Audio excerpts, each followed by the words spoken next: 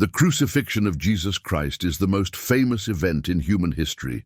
We focus almost entirely on the agonizing ascent of Calvary, the brutal nails, the crown of thorns, and the seismic, world-altering moment when the Savior cried out, "It is finished," and breathed his last.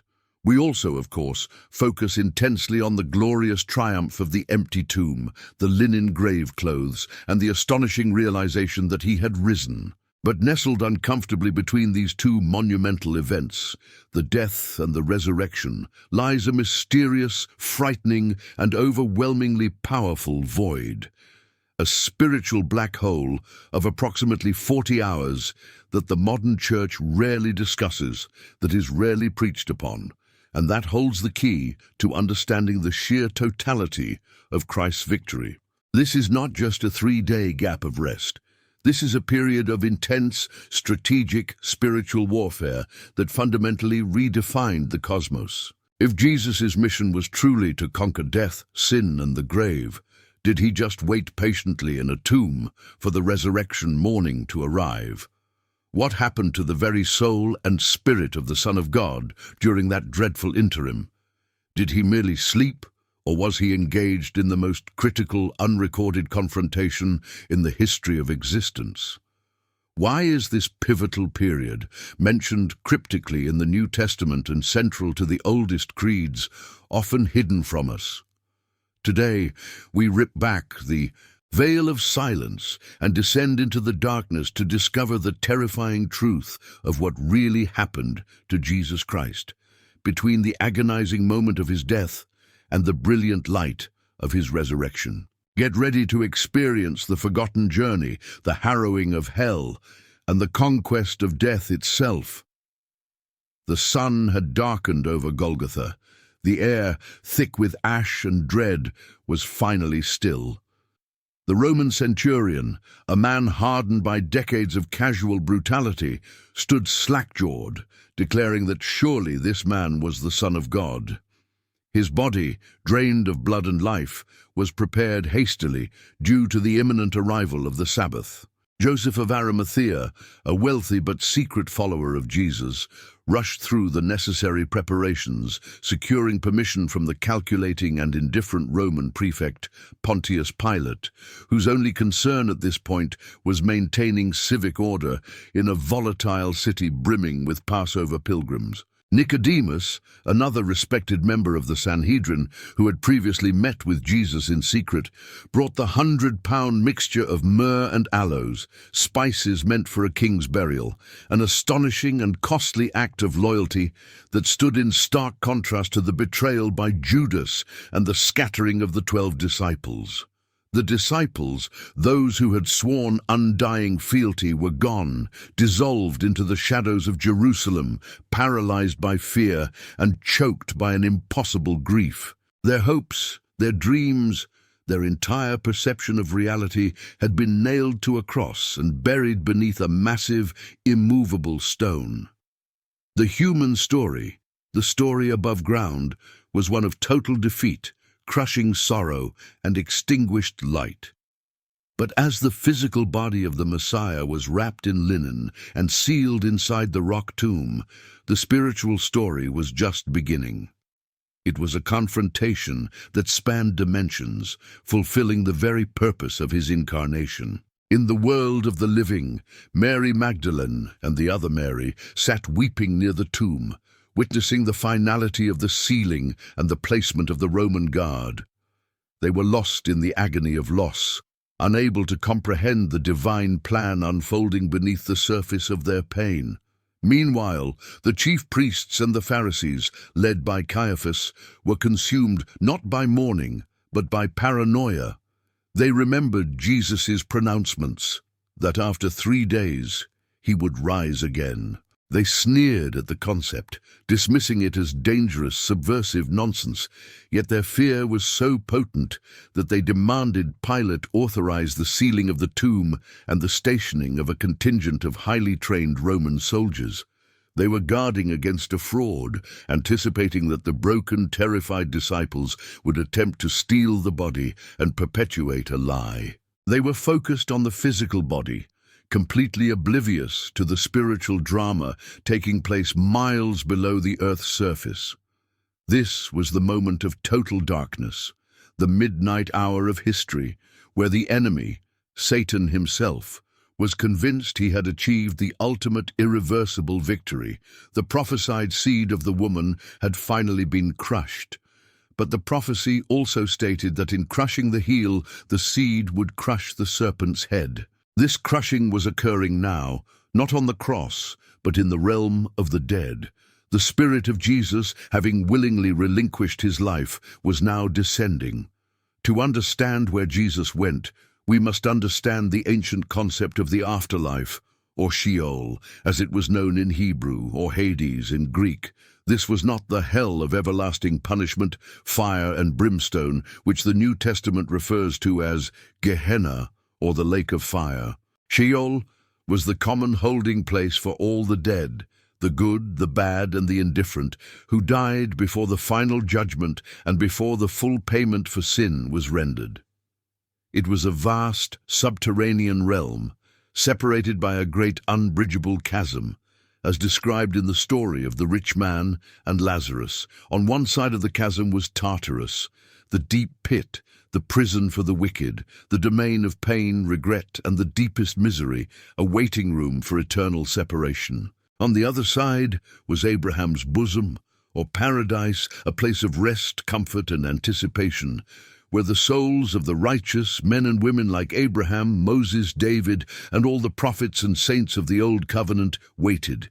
They had lived by faith, they had offered the sacrifices prescribed by the law, but the ultimate atonement, the full satisfaction of divine justice, had not yet been accomplished. They were saved by faith in a Messiah who was yet to come, and now, finally, he had arrived, not in glory, but in spiritual power, traversing the path of the dead. Jesus' soul, separate from his body, entered the darkness. Imagine the staggering weight of this moment.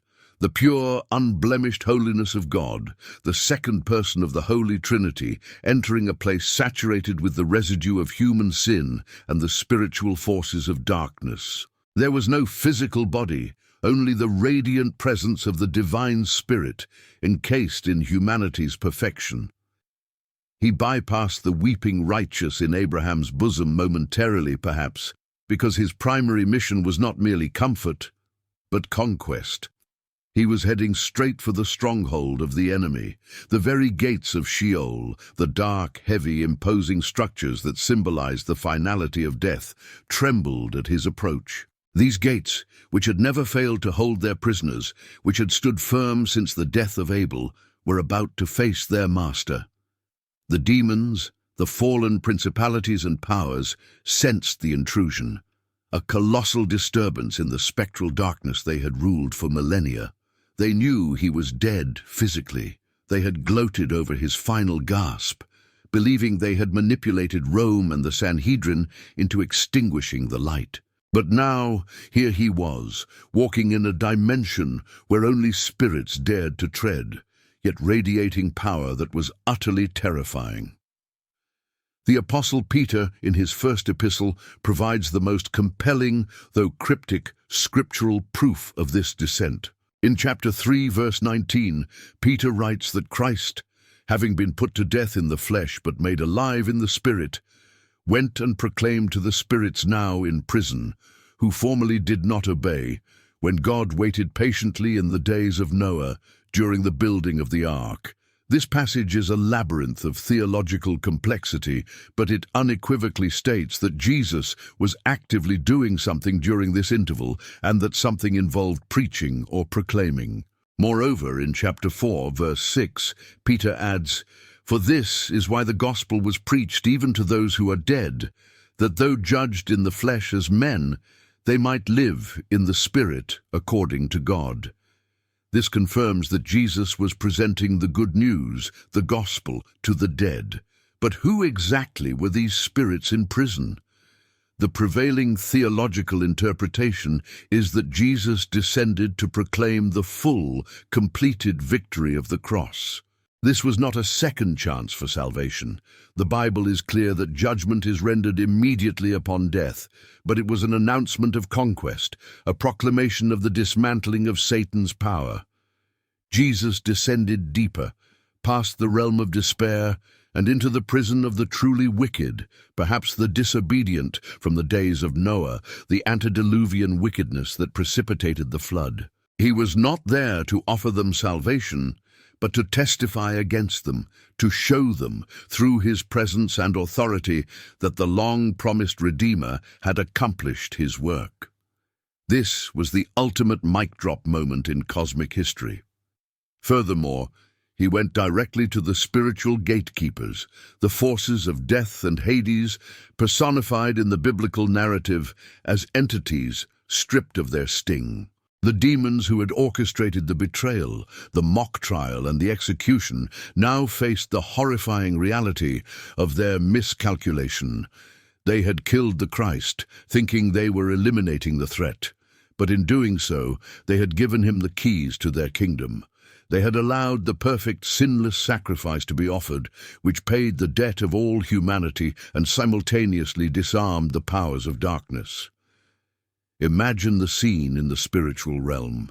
The arrival of the King of Glory, not with a heavenly army, but alone, cloaked in the authority of the completed sacrifice. His entrance was not subtle. It was a detonation of divine light in the deepest darkness. The walls of Sheol, which had withstood the crushing weight of history, groaned. The dark spirits cried out in confusion and agony. They realized their ancient reign, their monopoly on the passage of souls, was over. The gates of bronze and the bars of iron, symbols of their eternal hold on humanity, were being challenged by a power they had never comprehended. Psalms 24, verse 7 through 10, often read in light of this event, asks, "Lift up your heads, O gates, and be lifted up, O ancient doors, that the King of Glory may come in."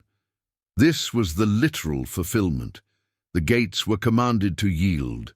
The confrontation with Satan must have been instantaneous and absolute. Satan, the self-proclaimed Lord of Death, who used the fear of death to enslave humanity, suddenly found himself confronting the true Lord of Life within his own domain. This was not a negotiation. It was a sovereign declaration of ownership. Jesus, through his death, had paid the ransom, securing the title deed to humanity's freedom. Hebrews chapter 2, verse 14 and 15 tells us that Jesus took part in flesh and blood, that through death he might destroy the one who has the power of death, that is, the devil, and deliver all those who through fear of death were subject to lifelong slavery. This destruction was happening now in the spiritual realm. Jesus was seizing the keys of death and Hades, which he declares he possesses later in the book of Revelation, were wrested from the defeated adversary in this precise moment. It was the final, devastating blow of the cross, delivered in the dark heart of the enemy's territory. Having subdued the forces of darkness and proclaimed his victory to the condemned, Jesus turned his attention to the side of paradise, the place known as Abraham's bosom. Here the patriarchs, the matriarchs, the prophets, and all those who died in faith were waiting, not in despair, but in patient hope. They had been resting in the comfort of God's presence, but they were still bound, in a manner of speaking, to the earthly sphere of Sheol, unable to ascend fully into the heavenly presence of God, because the full, eternal sacrifice had not yet been made. They were righteous, but the ledger of cosmic debt had not been completely erased. Their salvation was pending the completion of the great act. Imagine the atmosphere in Abraham's bosom. The light had always been faint, restful, but expectant. Then suddenly, a light unlike any they had ever known, a brilliance that was both intensely personal and overwhelmingly divine, flooded their sanctuary. Jesus, the fulfillment of every prophecy, the culmination of every ritual sacrifice, the Lamb slain before the foundation of the world, walked among them. He did not need to preach to them about salvation. They already possessed it by faith. He was there to announce the glorious completion of his work. He announced, "The debt is paid." The veil of the temple was torn from top to bottom at the moment I yielded my spirit. Access is now open. Paradise is moving. The joy must have been staggering, an explosion of millennia of pent-up hope and gratitude. Abraham, who trusted God against all evidence, saw the promise fulfilled. Moses, who led the people out of physical bondage, saw the liberation from spiritual bondage achieved. David, the royal psalmist, saw his descendant, the Son of God, truly seated on the eternal throne.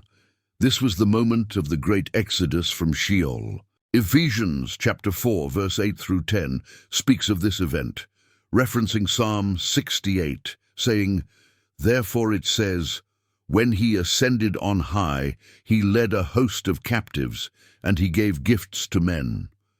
In saying, he ascended, what does it mean but that he had also descended into the lower regions, the earth? He who descended is the one who also ascended far above all the heavens, that he might fill all things. The host of captives were the righteous dead, the souls held in Abraham's bosom, now released by the one who possessed the keys. This was a procession of cosmic proportions. Jesus did not just release the souls, he physically led them out.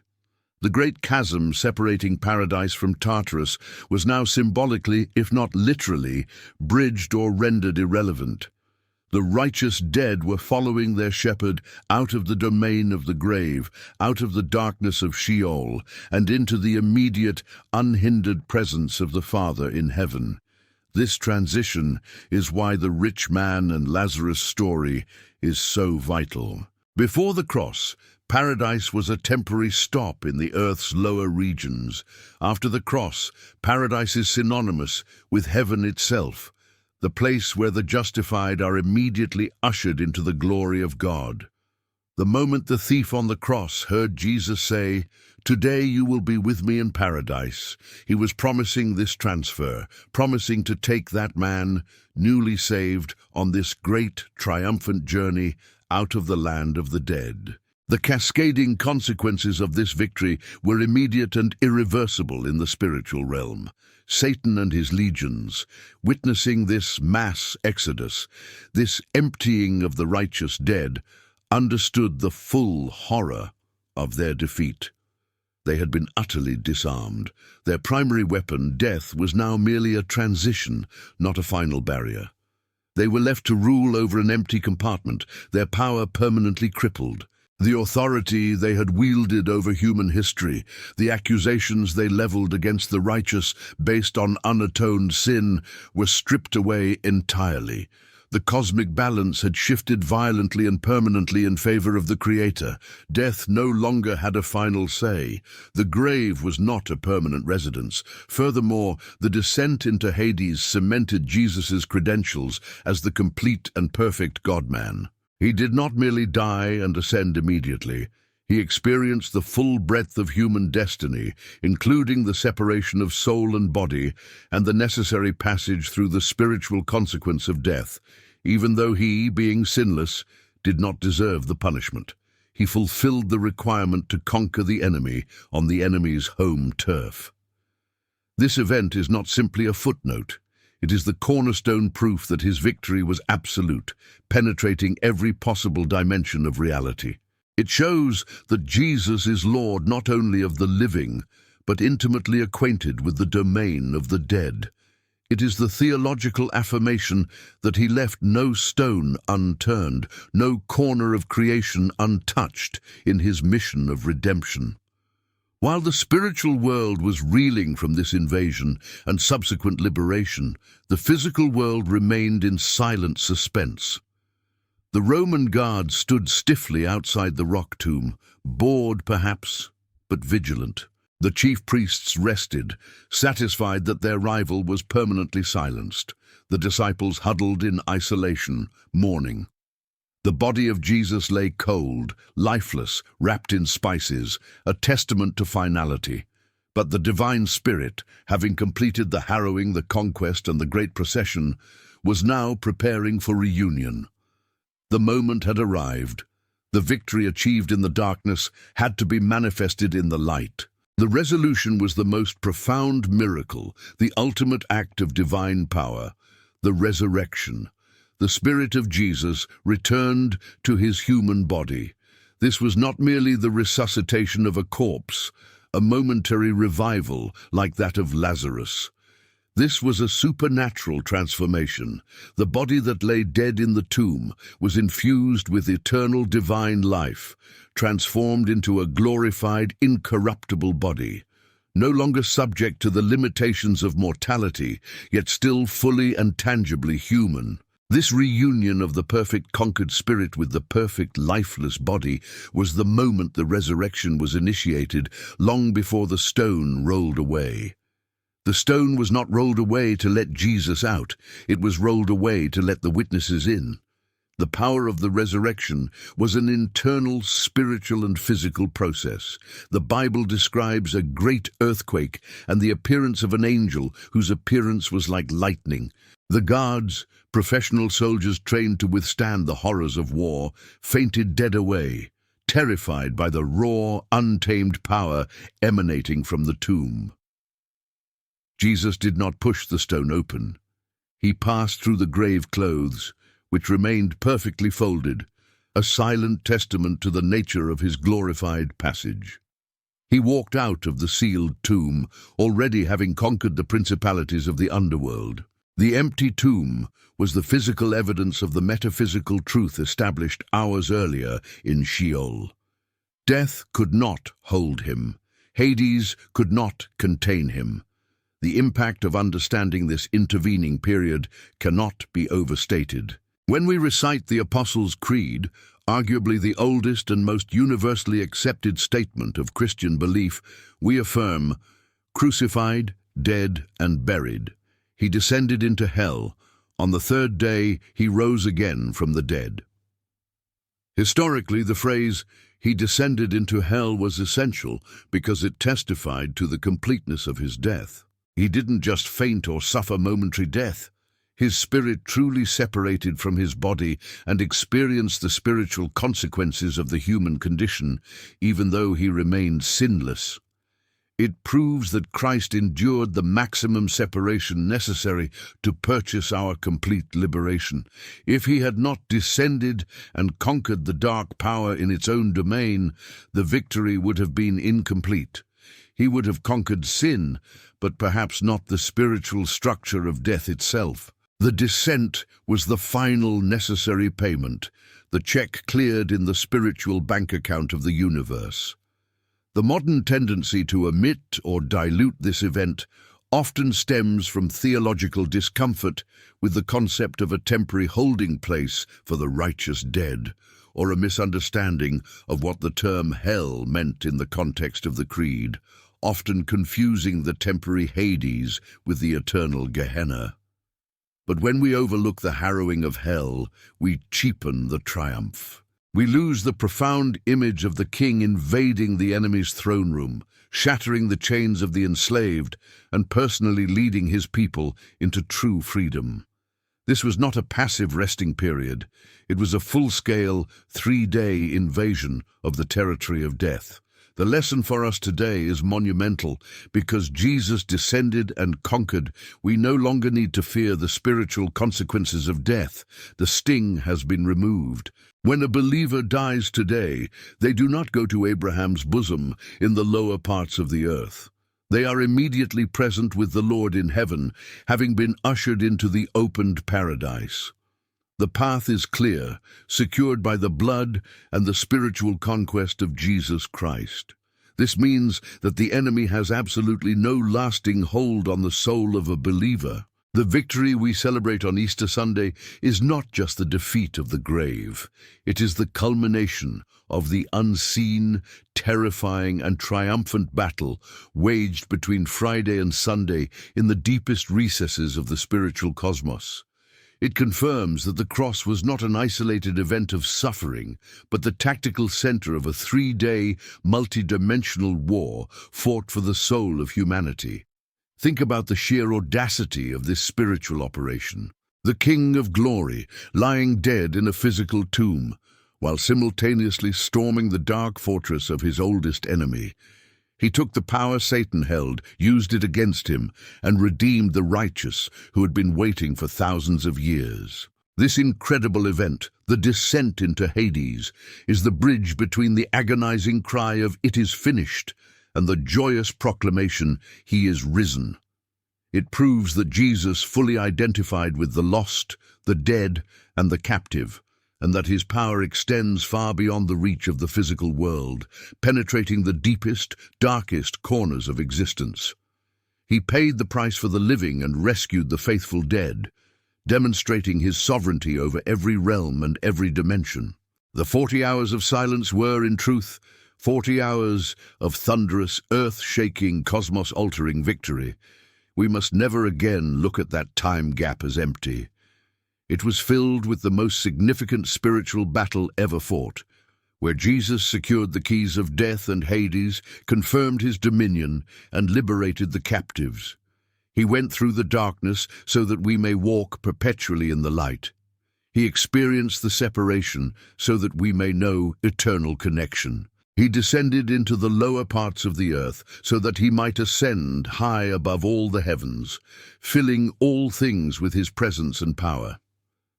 The victory was total, absolute, and achieved in the realm that terrified humanity most. That is the untold story of the 3 days. That is what really happened when the world held its breath.